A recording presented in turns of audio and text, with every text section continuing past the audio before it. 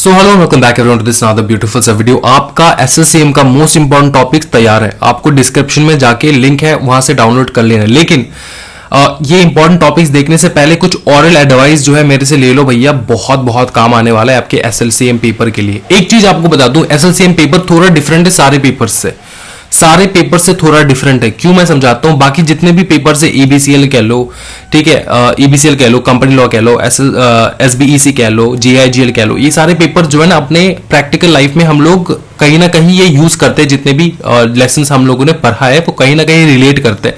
लेकिन एसएलसीएम का पेपर कुछ ऐसा है जो कंप्लीटली डिफरेंट वर्ल्ड है, कंप्लीटली डिफरेंट दुनिया है, तो इसको समझना बहुत ज्यादा जरूरी हो जाता है।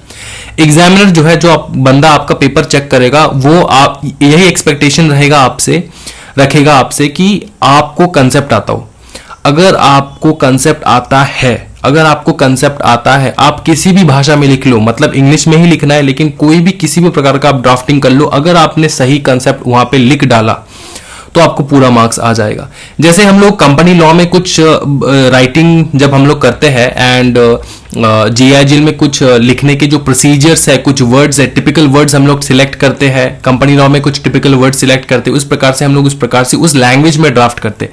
लेकिन एसएलसीएम में अगर आपने खुद के लैंग्वेज में भी आप लिख रहे हो पूरा पेपर, ठीक है, रिक्वायर्ड सिर्फ इतना ही है कि आपका ये जो कंसेप्ट है, जो भी आपने लिखा है पेपर में, वो अपने क्वेश्चन से रिलेट करे, उसका आंसर ही हो, एंड आप उसको अच्छे से एग्जामिनर को समझा पा रहे हो कि आपको आता है ये आंसर। ठीक है, सिर्फ इतना ही है एसएलसीएम, और कुछ टफ नहीं है। बहुत सारे स्टूडेंट्स को 60+ मिलता है एसएलसीएम में। टेक्निकल सब्जेक्ट है लेकिन स्कोरिंग सब्जेक्ट है। आपको इतना ही ध्यान रखना है कि आपको एग्जामिनेशन में अच्छे से ड्राफ्ट करके आना है, जो क्वेश्चन पूछा गया उसका उत्तर देके आना है। समझ में, अपने लैंग्वेज में लिखो, कोई दिक्कत वाली बात नहीं है। डरना नहीं कि भैया बहुत टेक्निकल सब्जेक्ट है, मतलब नहीं हो पाएगा हमसे, ऐसा नहीं है। आप अपने खुद के भाषा में लिख के आओ, यहां पे आपको मार्क्स मिलने वाला है एसएलसीएम में। तो ये एक इस प्रकार का पेपर है, ठीक है, ये मेरा एडवाइस रहेगा। बाकी आप लोग अच्छे से पढ़ाई करो। ईबीसीएल का पेपर मैं कल लाऊंगा, थोड़ा टेक्निकल चीजें हैं, बहुत एनालिसिस करना पड़ता है, इसलिए समय लग जाता है।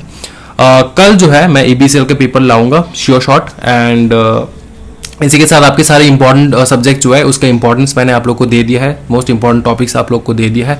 आप लोग आराम से पढ़ाई किए, निश्चिंत होकर पढ़ाई किए, आप एग्जामिनेशन जरूर निकाल लोगे। ठीक है, thank you so much everyone, happy learning guys, bye bye and take care.